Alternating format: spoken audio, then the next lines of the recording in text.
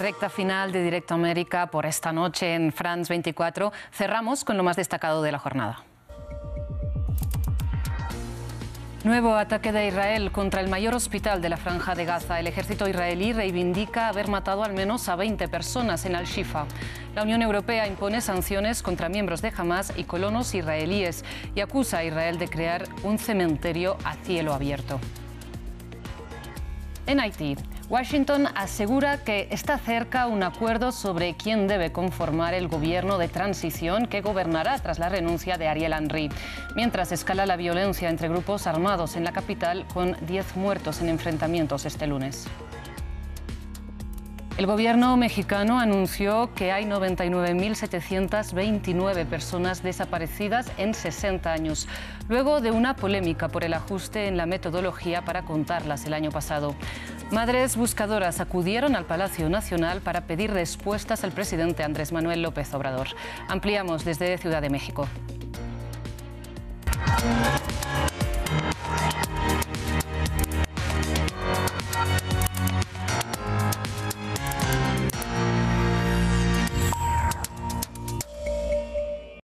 Comenzamos las noticias en la Franja de Gaza porque Israel volvió a atacar el que es el mayor hospital del enclave palestino. El ejército israelí reivindicó haber matado a 20 personas en las instalaciones médicas de Al-Shifa y haber detenido a otras 200. Entre ellas estaba un periodista de la cadena Al Jazeera que denunció haber sido maltratado. Las Fuerzas Armadas israelíes aseguran que Hamás se había reagrupado en Al-Shifa, en la ciudad de Gaza, esto es en el norte del enclave, donde Israel empezó la invasión hace 5 meses.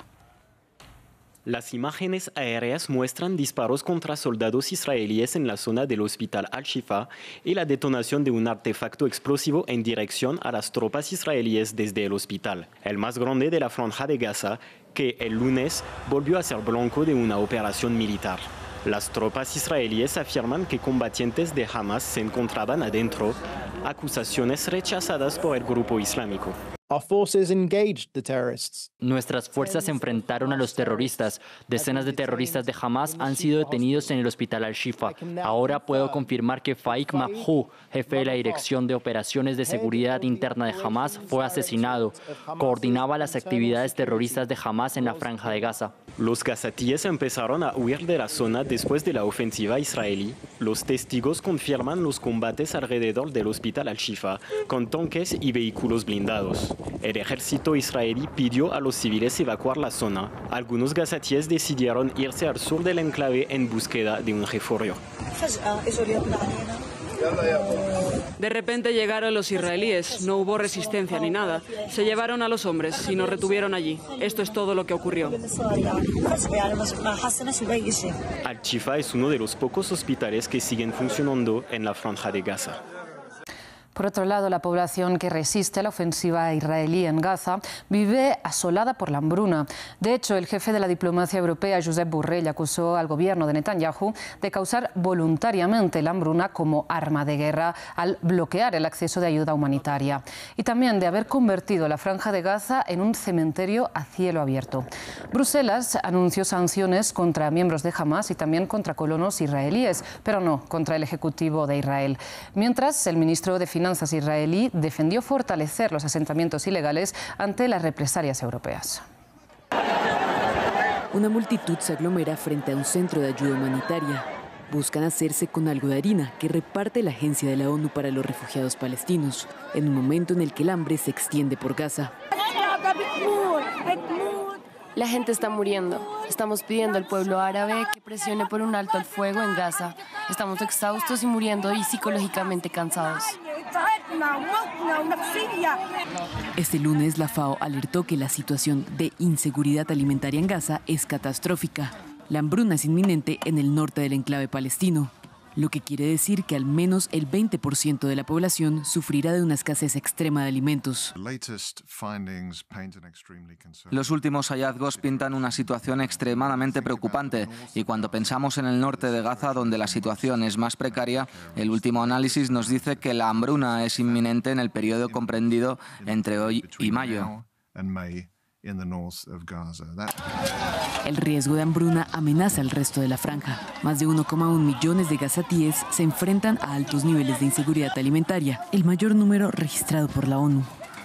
Y las muertes de niños por desnutrición y deshidratación van en aumento.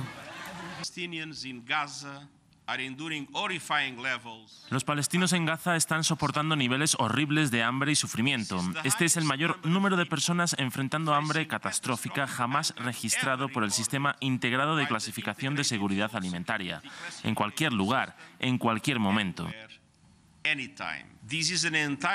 Este es un desastre totalmente provocado por el hombre y el informe deja claro que se puede detener.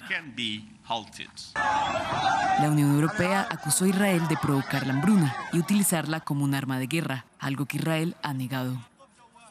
Por otro lado, Israel va a mandar una delegación a Washington a raíz de la conversación telefónica de este lunes entre Benjamin Netanyahu y Joe Biden. Una llamada en que, según la Casa Blanca, el presidente estadounidense transmitió su preocupación al primer ministro israelí por su plan de ofensiva inminente contra Rafah. Se trata de la primera llamada entre el mandatario de Estados Unidos y el de Israel en más de un mes y llega en un momento de crecientes tensiones entre ellos. Tensiones que, sin embargo, no han implicado la suspensión de la financiación de Washington a Israel. El primer ministro acordó que enviaría un equipo. Obviamente tiene su propio punto de vista sobre la operación de Rafah, pero estuvo de acuerdo en que enviaría un equipo a Washington para tener esta discusión y tener este compromiso, y esperamos con ansias esas discusiones. Cambiamos de tema y pasamos a Rusia porque después de haber sido reelegido con el 87% de los votos en unas elecciones en las que no pudieron participar candidatos fuertes de la oposición, este lunes Vladimir Putin se dio un baño de masas en la Plaza Roja de Moscú. El presidente celebró la década de la anexión de Crimea, una península ahora clave en la guerra con Ucrania. Además, reivindicó la integración a la Federación Rusa de los territorios que controla en Donetsk, Lugansk, Gerson y Zaporilla. Esto fue lo que permitió a Crimea volver al seno de nuestra familia. Pero en lo que respecta a la nueva Rusia, al Donbass, la gente que allí vive, también ellos en esa primavera rusa expresaron su deseo de volver a la familia natal. Su camino a la patria fue mucho más duro, trágico. Pero de todas maneras lo hicimos, y ese también es un importante hecho en la historia de nuestro gran estado. Pasamos a noticias de Haití porque Washington asegura que el acuerdo para formar el nuevo gobierno de transición es inminente. Y es que después de que los partidos políticos anunciaran a sus representantes, se está a la espera ahora de la persona que participará en nombre de la Iglesia Católica. Mientras tanto, escala la violencia entre las bandas armadas que controlan más del 80% de la capital y que no están incluidas en este proceso de transición. Entiendo que las partes interesadas haitianas están muy cerca de finalizar la composición del Consejo Presidencial de Transición y siguen manteniendo conversaciones activas con los dirigentes de la CARICOM. Espero que tan pronto como hoy lo remitan a la CARICOM. Creemos que el anuncio de este Consejo ayudará a allanar el camino para unas elecciones libres y justas y el despliegue de la misión multinacional de apoyo a la seguridad.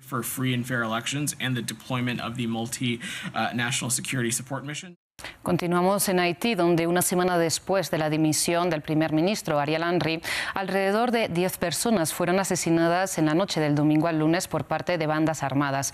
Solo desde el inicio del año la violencia ha desplazado a más de 35.000 personas. Gabriel Colchen tiene los detalles. La capital haitiana se despertó con alrededor de una decena de cuerpos sin vida en las calles. Según los habitantes del barrio de Pétionville, en la noche del domingo al lunes, hombres armados dispararon contra un banco, una gasolinera y unas viviendas. Estaba en mi moto, llegaron y empezaron a disparar contra la estación. Solo cuando nos despertamos esta mañana nos dimos cuenta de la cantidad de cadáveres que había en cada esquina de las calles de Pétionville. Haití ha sido escenario de una ola de violencia en las últimas semanas, especialmente en la capital, que está controlada en un 80% por las pandillas. Estos grupos decidieron unirse para sacar del poder al ahora ex primer ministro Ariel Henry. Pero aunque Henry presentó su dimisión la semana pasada, la violencia continúa. En la frontera con República Dominicana se mantiene un amplio dispositivo de seguridad, mientras muchos haitianos hacen cola para entrar al vecino país y adquirir mercancías en el mercado de Dajabón. Muchos haitianos que no quieren vivir en este país, que por un tema como están viviendo ahora, tema difícil político de su país, donde no tienen presidente, que lo único que quieran venir a comprar comida o a comprar una medicina y devolverse. Debido a la crisis de seguridad, la situación económica ya precaria se agrava y el acceso al agua y a la comida se complica. Según la ONU, el riesgo de hambruna es inminente, con un nivel de crisis alimentaria en la capital similar al de zonas de guerra.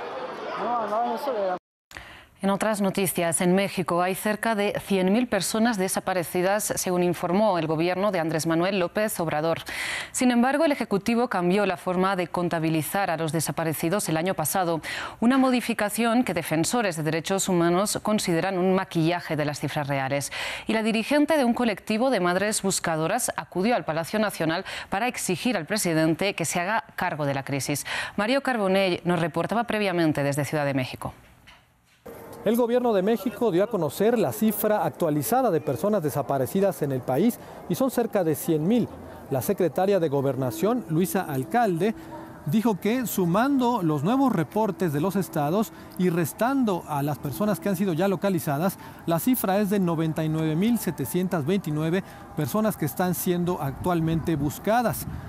Anunció también la puesta en marcha de la 6ª jornada generalizada de búsqueda en el país, con una metodología que combina desde el cruce masivo de bases de datos hasta las visitas domiciliarias. Son 2.700 funcionarios los que visitarán 31.000 domicilios desde el 7 de marzo hasta el 25 de este mes para buscar a las personas desaparecidas.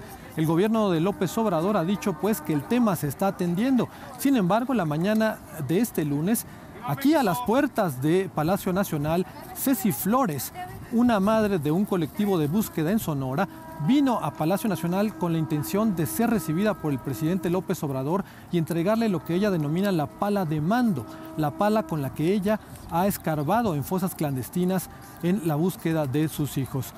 El presidente no la recibió, como no ha recibido tampoco a ninguna madre de colectivos de búsqueda, y dijo, sin embargo, que el tema será abordado en una siguiente conferencia de prensa.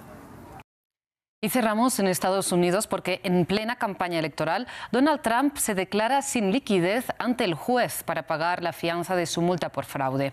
A pesar de su imperio inmobiliario, los abogados del candidato republicano aseguran que 30 compañías han rechazado prestarle fondos para depositar los 454 millones de dólares que le permitirían apelar la sentencia en la que, recordemos, fue condenado junto con sus 2 hijos mayores por manipular las cuentas de su compañía durante una década para acceder a mejores condiciones financieras.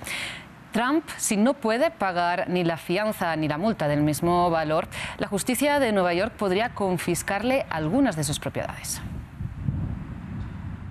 Hasta aquí el programa de esta noche de Directo América, pero les invitamos a seguir con toda nuestra programación. A continuación, África 7 días con Andrés Mesa Muñoz.